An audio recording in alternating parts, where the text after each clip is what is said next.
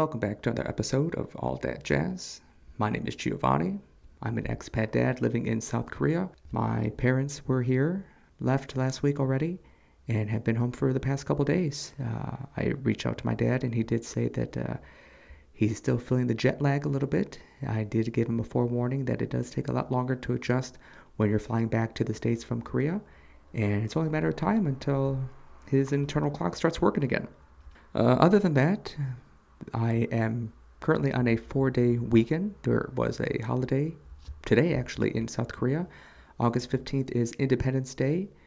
South Korea's official Independence Day is August 15th, 1945, after the Japanese Empire surrendered at the end of World War II and liberated all of its territories. Happy Independence Day, Korea.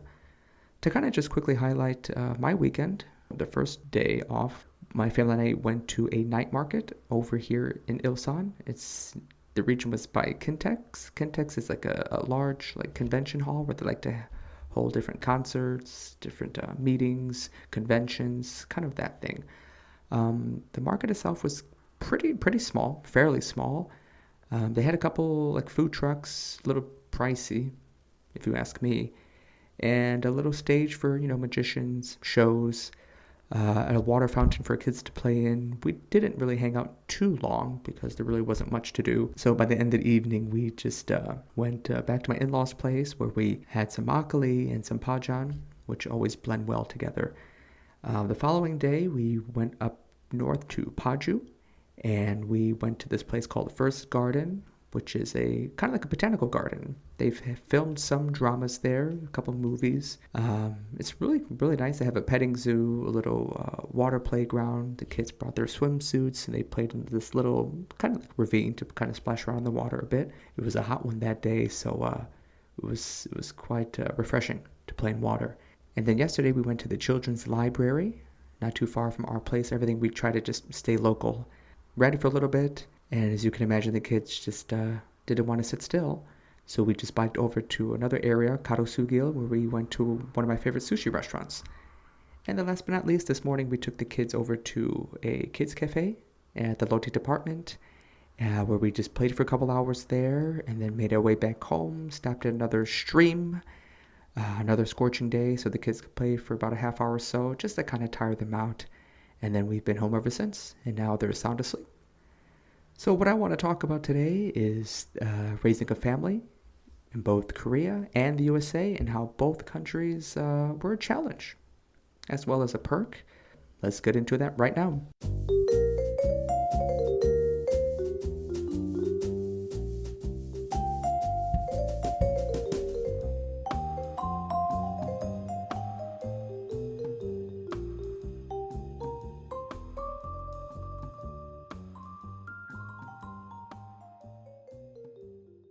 All right, so the first thing I want to talk about is the maternity as well as the paternity leave in both the USA and Korea.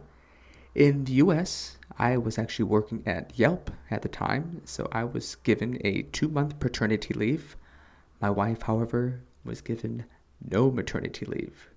She had zero months. She wasn't a full-time worker, but really had no health benefits, nothing of that sort. Versus Korea, I was actually given a 6-month paternity leave, and then my wife was actually given a 15-month maternity leave. So that's quite the difference. She was given 12 months for her maternal, and then a 3-month birth leave, so 15 months total. What was actually really nice was those 6 months. Not only did they fly super fast, like I was given grand total at least like the first 3 months was equivalent of like maybe $3,000 a month the first 3 months, and then it kind of just dwindled down to like half of that the remaining months. So it was a good chunk of change for not having to work and take care of 2 kids at the same time. It was really nice. The birthing experience itself, at least in the US, was a much better experience, I think, versus the one when we had our second child here in Korea.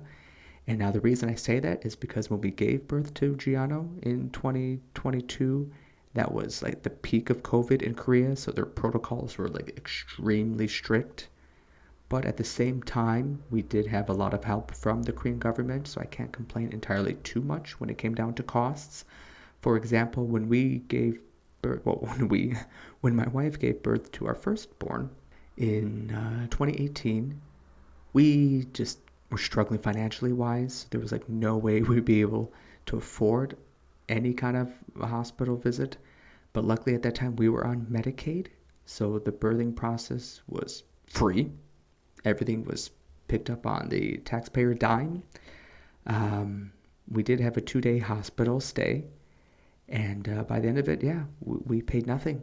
We paid nothing in the end, so that was really helpful. Again, not really too proud of being, in poverty, but it was just a life experience that at least that I know, that I'll never, ever, ever return to, because every day is just a struggle. And I never want to find myself in that boat again, especially with a wife and 2 kids. So, lesson learned. In 2022, again, COVID was rampant in this part of the country. We could have no contact with our son, like after he was born. I mean, luckily, we were given, I think, the first like 10, 15 minutes, like right after birth. Me, unfortunately, I actually had to sit outside in the hallway as my wife was pushing, and I was getting so much anxiety thinking that I was actually going to miss the birth of my son, and it kind of just really just pissed me off, like the whole situation, until finally the doctor came in, and then the nurse went out and said, all right, you can come in. But even though I was in the room, I still had to stand behind a curtain. Like I couldn't be at my wife's side as she was finally giving birth. But being present in the room, I guess it made a difference. I just peeked through the curtain anyway. I didn't really give a crap, but I was basically boiling down inside. I'm sure any dad can relate to that. But we did get to have, 15 minutes with Giano, and then they put him in an incubator and just kind of just whisked him away. And I thought, where the hell are they taking my son? Why can't he be right there with us? He needs that contact with his mother. And the entire time I was there, I just felt like completely useless, because we went up to the recovery room. He had to stay down at the nursery with the other babies. We said straight up to the nurses, we don't want him to have any formula. Don't you dare pump any of that into his system, because we just want to breastfeed. We just want him to get the natural milk that he should be getting from his mother. And so every now and then, every 30 minutes, they were calling my wife down, up and down, up and down. We were on the 8th floor. I think he was down on the 3rd floor. So she made the trip up and down as long as it took just to breastfeed him. And it worked out. And by the end of it, I just decided, to head back home to spend time with our daughter, because again, there was no purpose for me to be there, because I couldn't see him. I couldn't go into the nursery. I wasn't allowed to stand behind the glass, because you had to make like appointments of when you could go, and it was just ridiculous. It was the most ridiculous, stupidest thing that I ever had to deal with. It angers me now even bringing it up. But what didn't anger me was the hospital bill when all was said and done. Because the Korean government actually gave my wife a $1,000 voucher that she could use for health checkups, for all her OBGYNs, and she actually applied the remainder of it to the hospital bill for the birth, everything. And I think in the end, our bill would have been maybe about $100, but everything was covered because of that voucher. So that really paid off. So we were super fortunate to get that kind of support. And speaking of support, I do want to talk about the government support that we still receive even after giving birth almost a year and a half later. Now, the minute that, maybe not literal minute, but when Gianna was registered within the Korean government, the federal government actually gave us $2,000 up front. And then the city, Goyang, the city that we live in, actually gave us an additional $500 on top of that, just to kind of say, hey, congratulations for having a baby.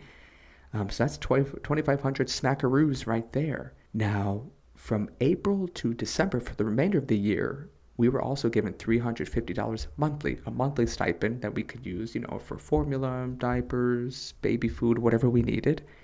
And then when the law changed the following year, early 2023, we were also given $800 instead of $350, right? So we got an additional $450 on top of that, if my math is correct.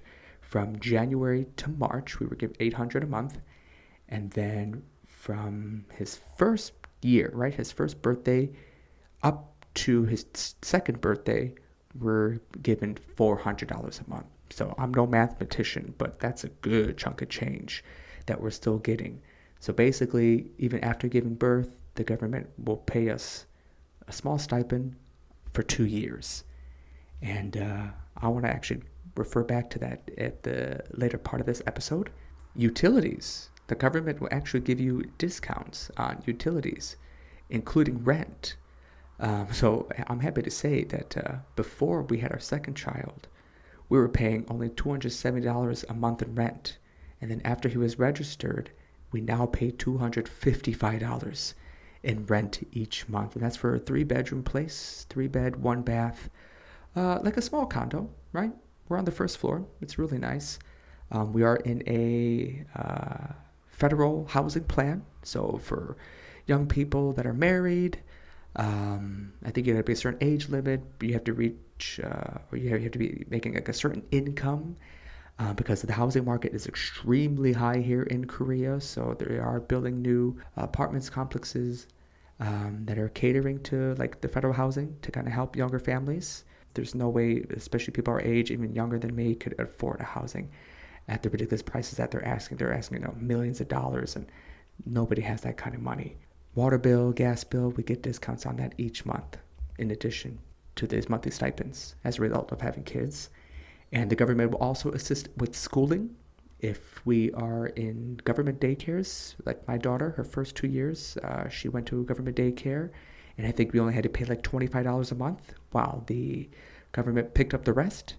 So again, these are really good perks to have. Um, in the U.S., we didn't get anything. I mean, I know I mentioned before that we did have Medicaid, so I mean that was kind of helpful as far as like seeing doctors, doctor visits. We didn't really have to pay for much or anything at all. We didn't. I mean, yes, we had food stamps, but that helped, right? That was kind of beneficial. I know our healthcare provider did mail us some goodies like diapers, formulas of that sort. So I don't want to say that we didn't get anything. We did, but not to this extent, right? We didn't get several $100s a month. I mean, I get it. Korea does have the lowest fertility rate that is recorded right now. I think even lower than Japan, because Japan has also been struggling the last couple of decades. So that's why the Korean government is kind of passing all these programs and incentives. And now, as I mentioned, our stipend is, I think, $400 from now until next April, but they're actually going to increase that now to, I think, $1,000 to or $1,100.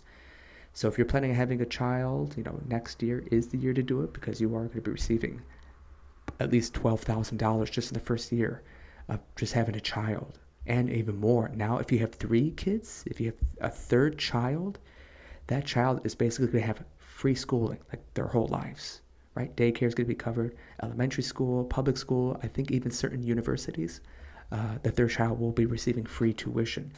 That's why I wanted a third child. Unfortunately, I had a vasectomy, so we're only stuck at 2.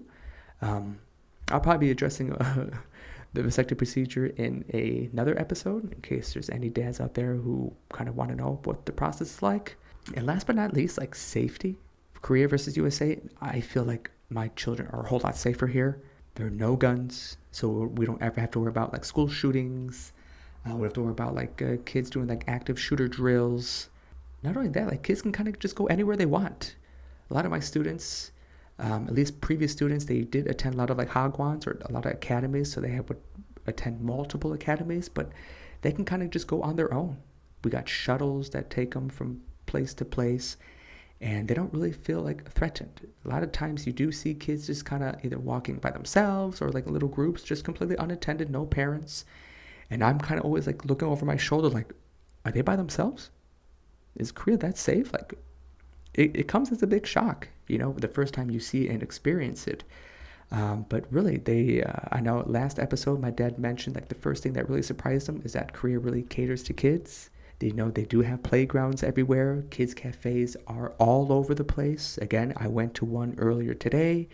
We were there for at least 2 hours in this kids cafe at the Lotte department. It's a really nice place. It's brand new. They got like ball pits, slides, everything, you name it. They got stuff for parents. They got food, snacks, drinks, coffee. Everybody loves drinking coffee here. And in general, it's very safe. Now, the USA, unfortunately, as we all know, does have a big gun problem. There's constant school shootings. That's one of my biggest concerns. If and when my family moves back to the States, I'm going to have to explain to my kids that they are going to be doing active shooter drills, to not be afraid. But it's just a different reality there, unfortunately. I don't see it changing anytime soon. I just know that's just going to be a conversation that I'm going to have with my children someday, and I'm really not looking forward to that. Even when I was a kid, there was always a problem of like stranger danger. And not that they don't teach it here in Korea, they do as well. But back home, I feel like I have to look over my shoulder a lot. And I feel like I take a lot of that overprotectiveness here. Like the minute I know that my child is gone or I lose sight of them, like I freak out. Like my heart just drops to the pit of my stomach, and I just stop whatever I do, and I'm just frantically running all over the place just to find my child. Even if I lose them for like a split second, because I always have that. I always have like, oh, Derek, God, are they abducted? Are they kidnapped? Or if they gone? Does somebody have them already? And I think like any parent knows, like just losing a child is like the worst thing in the world. Even if they're gone for like 2 seconds, right? It's a scary feeling. But I gotta say, like, I don't know what it's like living in other countries with other children. Like, I'm so glad that raising children in Korea, it's been a much better experience. One, as I mentioned before, I don't pay a lot in rent and bills, so I feel like I can save a ton more, and with that, I can provide for my family. We can live comfortably. I remember feeling just so depressed as a dad living in the States because, again, at that time, I didn't have any money. Our first Christmas together, I couldn't afford to get any gifts to my daughter, and I just felt like heartbroken by that. Not that gifts matter. I just felt like I couldn't really provide for her. And as a result, I've kind of felt like a failure as a dad, and I didn't ever want to feel that way again. At least now, I can say like if I want to go on trips, we can go on trips. Money's never really a concern. Is it good to say that I have enough money stored away? Absolutely. Do I want to blow it all? Hell no, right? I got to save it for a house one day, if and when I go back home. But I got to say, no, really, coming to Korea was like the best thing, especially right before COVID, because I was able to save a lot. We were able to have a second child, and everything just went according to plan. Now, if we remained in the States, I don't think, we would have had a second kid, at least as right away. Obviously, a lot more planning would have went into that. I don't know what would have happened, if we were there, then COVID took over. Who knows? Everything happens for a reason, and that's just my 2 cents. That's what I wanted to say. So I do thank you for listening this far. As always, please follow all my socials, my social media. On my link tree, you have access to my YouTube, my Facebook, my Instagram, and I'll catch you all next week. Thank you very much for listening. Take care.